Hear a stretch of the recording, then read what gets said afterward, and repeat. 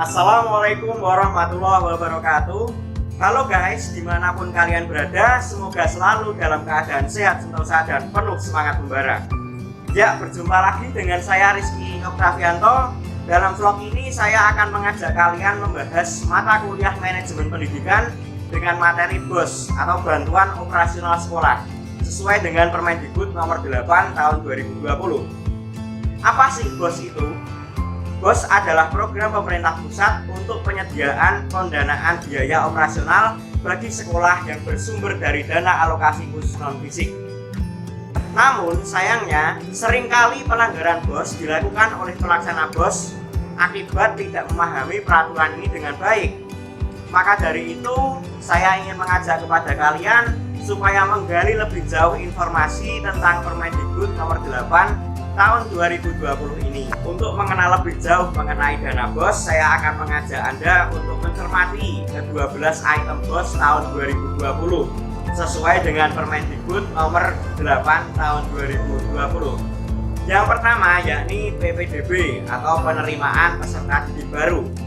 Adapun biaya yang di-cover oleh BOS tentang PPDB yakni penggandaan formulir dan publikasi atau pengumuman PPDB dan biaya layanan PPDB online.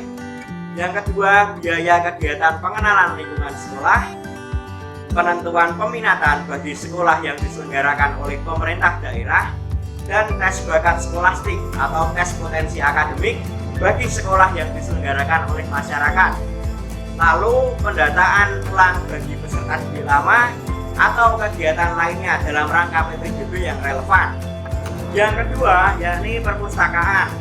Adapun biaya yang di-cover oleh BOS pada item perpustakaan yakni penyediaan buku teks utama, penyediaan buku teks pendamping, penyediaan buku non-teks, serta pembiayaan lain yang relevan dalam rangka menunjang operasional layanan perpustakaan. Ketentuan lebih lanjut dapat kita lihat di Permendikbud nomor 8 tahun 2020. Item dana BOS yang ketiga yakni pembelajaran dan ekstrakurikuler.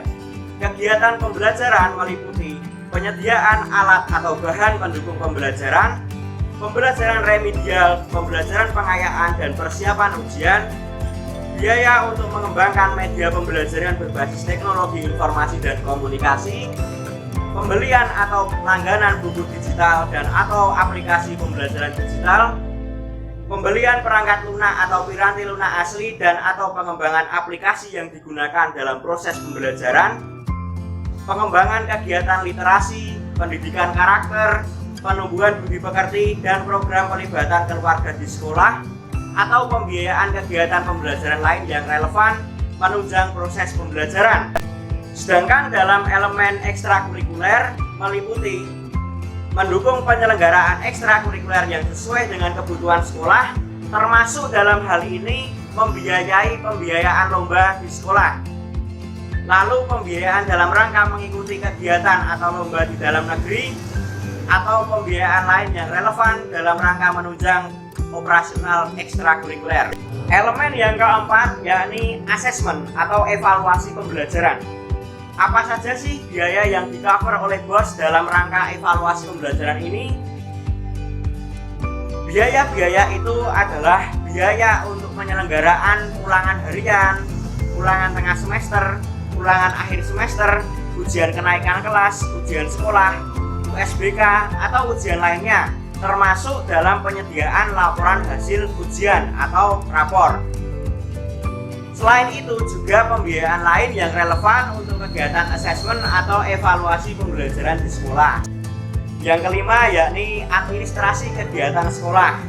Ini merupakan item BOS yang perinciannya cukup banyak, antara lain pembelian alat atau bahan habis pakai yang dibutuhkan untuk kegiatan pembelajaran, akreditasi, administrasi, layanan umum, tata usaha dan perkantoran, kemudian pembelian peralatan kesehatan dan keselamatan sekolah, lalu pembiayaan penyelenggaraan rapat tim BOS, biaya perjalanan dinas, kemudian penggandaan laporan atau pembiayaan korespondensi, untuk pembiayaan laman sekolah atau website, kemudian pengembangan kegiatan sekolah sehat, sekolah aman, dan lain sebagainya.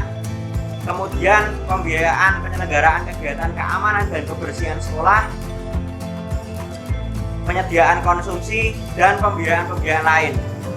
Nah, yang ini ketentuan lebih lanjut dapat kita lihat di Permendikbud nomor 8 tahun 2020. Item BOS yang keenam yakni pengembangan profesi guru dan tenaga kependidikan. Biaya yang di cover BOS yakni pembiayaan dalam rangka mengikuti atau menyelenggarakan kegiatan dalam rangka pengembangan atau peningkatan kompetensi guru dan tenaga kependidikan. Yang kedua, pembiayaan dalam rangka pengembangan inovasi terkait pengembangan konten pembelajaran, metode pembelajaran, kompetensi guru dan tenaga kependidikan, dan atau pembiayaan lain yang relevan dalam rangka menunjang pengembangan profesi guru dan tenaga kependidikan. Item yang ketujuh yakni langganan daya dan jasa. Pembiayaan langganan daya dan atau jasa digunakan untuk pembiayaan dalam rangka pembayaran daya dan atau jasa yang mendukung operasional sekolah, meliputi pemasangan baru, penambahan kapasitas, pembayaran langganan rutin, atau pembiayaan langganan daya dan jasa lain yang relevan. Elemen yang ke-8 yakni pemeliharaan sarana prasarana sekolah. Yang pertama, perbaikan kerusakan komponen non-struktural bangunan sekolah dengan ketentuan penggantian kurang dari 30% dari komponen terpasang bangunan. Yang kedua, perbaikan mebeler dan atau pembelian meja, kursi peserta didik atau guru jika yang sudah ada itu tidak berfungsi dengan baik atau jumlahnya kurang mencukupi dengan kebutuhan peserta didik. Kemudian perbaikan toilet sekolah, sanitasi dan lain sebagainya. Lalu penyediaan sumber air bersih, pemeliharaan komputer, printer, laptop dan perangkat elektronik lainnya seperti AC, pendingin ruangan dan lain sebagainya. Kemudian pemeliharaan peralatan praktikum, pemeliharaan taman dan fasilitas sekolah, penyediaan atau perawatan fasilitas bagi peserta didik berkebutuhan khusus dan lainnya. Pembiayaan lain yang relevan dalam rangka pemeliharaan sarana dan prasarana sekolah. Kemudian yang ke-9 yakni penyediaan alat multimedia pembelajaran seperti komputer desktop atau PC, kemudian printer, scanner, laptop, LCD proyektor dan atau alat multimedia pembelajaran lain yang relevan untuk peningkatan pembelajaran berbasis teknologi informasi dan komunikasi. Kemudian item yang ke-10 yakni BKK, PKL, magang guru, dan LSP P1. Nah, BKK ini biasanya diterapkan pada sekolah kejuruan atau SMK. BKK ini merupakan bursa kerja khusus. Nah, biaya untuk penyelenggaraan bursa kerja khusus SMK atau SMALB termasuk perjalanan dinas pengelola BKK untuk pengembangan kerjasama, verifikasi, pendampingan ke industri, dan atau evaluasi, semuanya itu di-cover oleh dana BOS. Kemudian biaya untuk penyelenggaraan PKL atau praktik kerja industri atau lapangan bagi peserta didik SMK atau SMALB termasuk perjalanan dinas pembimbing, mencari tempat praktek, bimbingan, dan atau pemantauan peserta didik praktek itu semua ditanggung oleh BOS. Kemudian BOS juga menanggung biaya untuk pemantauan kepekerjaan lulusan atau istilahnya tracer studi bagi SMK atau SMALB termasuk perjalanan dinasnya. Lalu biaya untuk pemagangan guru di industri untuk masing-masing kompetensi keahlian yang dilaksanakan dalam bentuk mengikuti pelatihan kerja di industri, magang di industri, untuk menghasilkan uji mutu produk atau jasa, kemudian magang di industri untuk menghasilkan bahan baku teaching factory, mengikuti magang di industri dengan tujuan untuk kerjasama dan memperoleh lisensi, kemudian mengikuti pelatihan untuk mendapatkan sertifikasi industri, dan mengikuti magang kerja untuk menjalin kerjasama dengan industri. Biasanya pemagangan guru ini dilakukan pada guru-guru di SMK.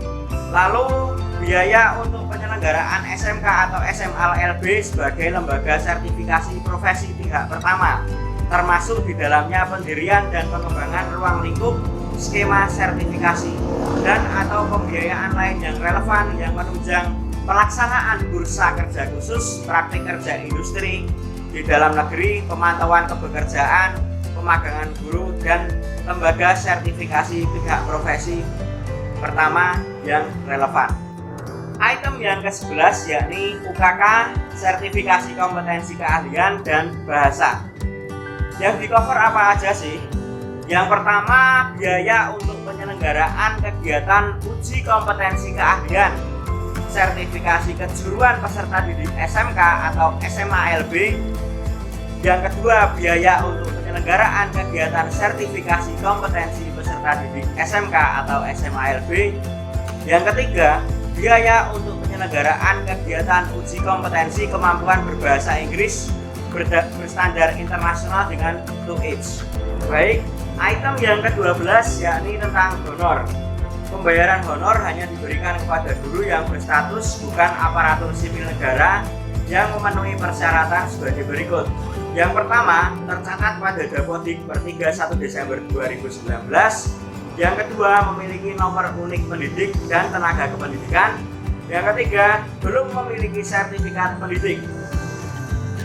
Dalam hal apabila terdapat sisa dana dalam pembayaran honor terhadap guru sebagaimana dimaksud pada pernyataan tersebut yang tadi saya sampaikan, maka honor dapat diberikan kepada tenaga kependidikan yang berstatus bukan aparatur sipil negara di sekolah. Baik para pemirsa sekalian, cukup sekian penjelasan dari saya mengenai 12 item BOS sesuai dengan Permendikbud nomor 8 tahun 2020.